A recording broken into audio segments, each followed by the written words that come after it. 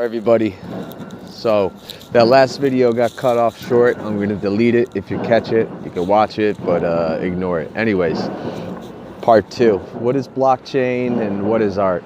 As I was saying, blockchain is a new technology rolling out and has been in the works for, I'd say, definitely a few years.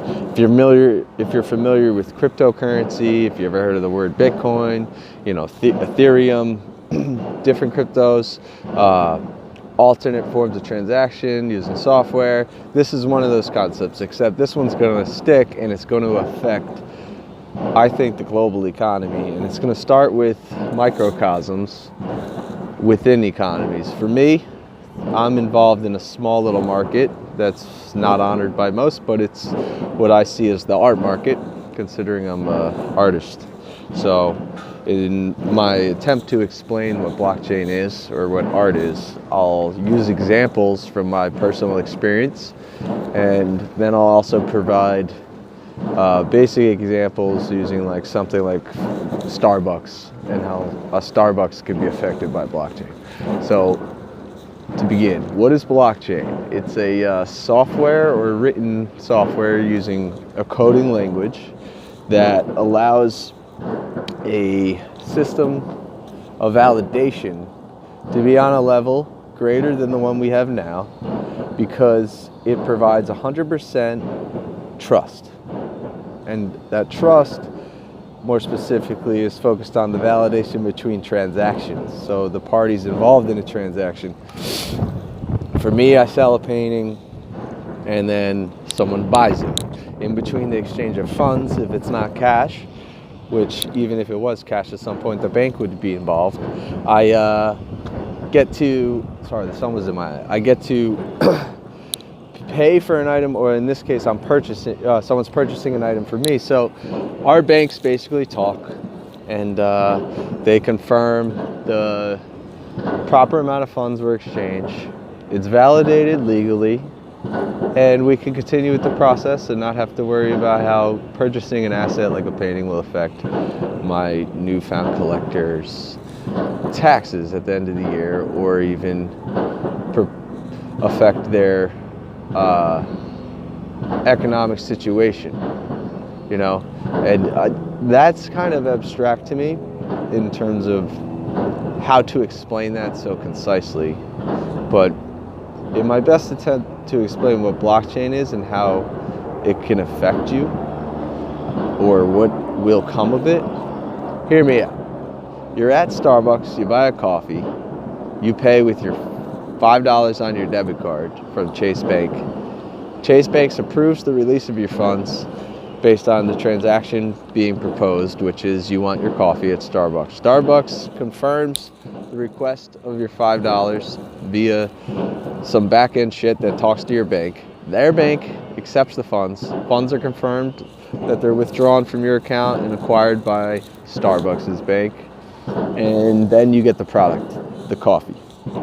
So in the equation, there's A, me, the coffee buyer, B, the bank in between me and the coffee, and C, the coffee, Starbucks.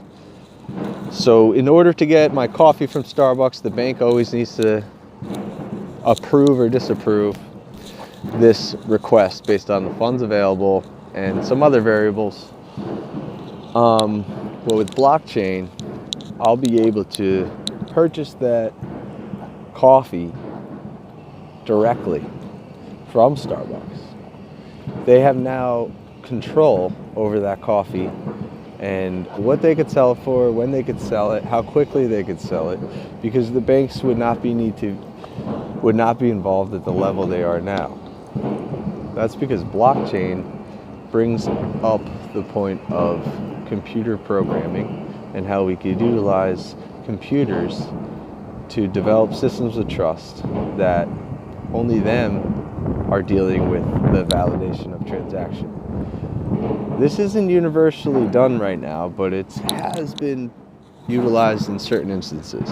With blockchain, and if it rolls out, we'll definitely see the effects in our economy. But picture a world where I can go up to anybody and buy something from them in their home and it be honored in a very legal way. That's because the computers themselves that we utilize to exchange the funds are computing high-end mathematical formulas that are basically the equivalent of what the banks are doing when they validate transactions.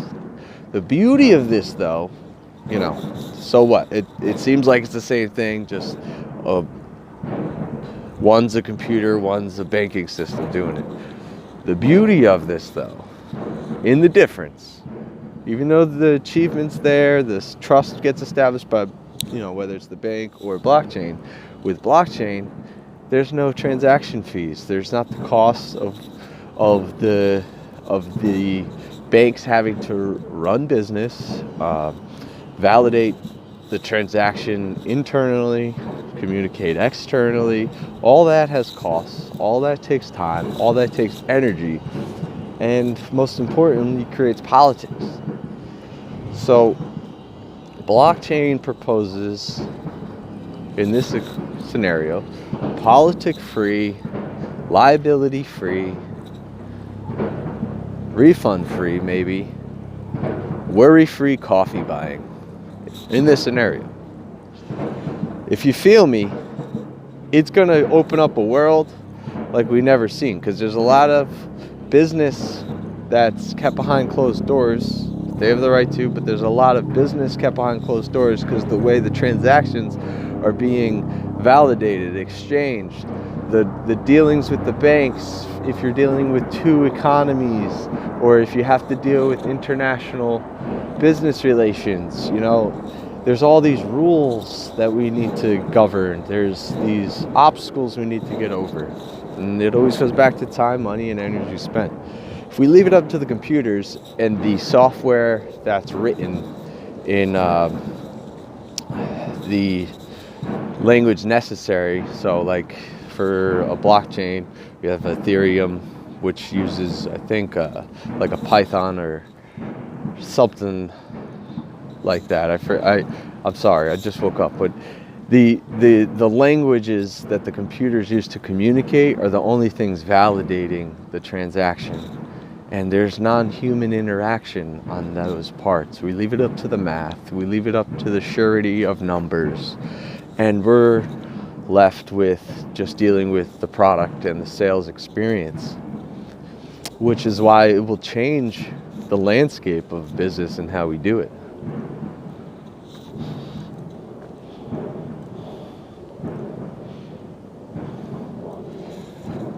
Getting a phone call.